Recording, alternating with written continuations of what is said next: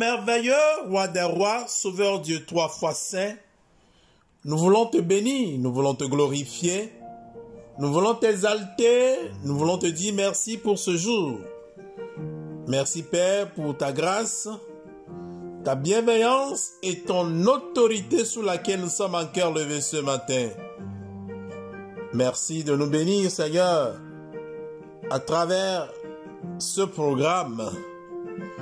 Toi qui veux utiliser le canal que nous sommes pour bénir ton peuple, à la gloire de ton Saint-Nom, au nom puissant de Christ notre Sauveur.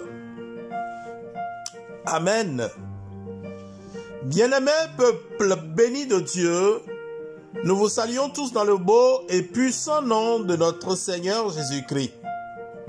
Nous sommes dans notre émission biblique de partage intitulée L'heure du Seigneur. Nous rendons grâce à Dieu pour ce nouveau jour et pour tout ce qu'il a prévu de nous faire. Gloire et honneur à lui seul. Nous tenons à encourager et à remercier tous nos bien-aimés qui nous suivent dans ce programme hebdomadaire. Que le Seigneur vous bénisse tous. Amen. Ce matin, le Seigneur a mis sur mon cœur de vous parler en ces termes. Une alliance d'obéissance. Pour cette communication, nous nous servirons du texte de Psaume 132 à partir des versets 11 jusqu'au verset 18.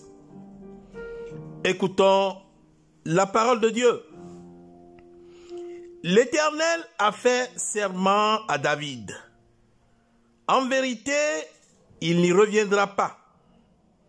C'est un de tes descendants que je mettrai sur ton trône. Si tes fils observent mon alliance et mes préceptes, que je leur enseigne, leurs fils aussi pour toujours siégeront sur ton trône. Oui, l'Éternel a choisi Sion. Il a désiré pour son habitation. C'est mon lieu de repos à toujours. J'y habiterai, car je l'ai désiré. Je comblerai de bénédiction ses ressources. Je rassasierai de paix ses pauvres. Je revêtirai de salut ses sacrificateurs. Et ses fidèles pousseront des cris de joie. Là, j'élèverai la puissance de David. Je préparerai un successeur à mon Messie.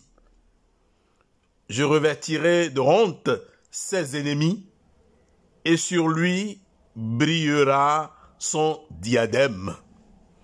Que le Seigneur nous sanctifie par sa parole. Amen. Une alliance d'obéissance. Que signifie alliance? L'alliance, c'est l'union contractée par engagement mutuel. Dans ce cas, c'est un pacte avec Dieu. Dieu a choisi d'envoyer le Messie dans le monde par la tribu d'Israël et à travers les descendants de David.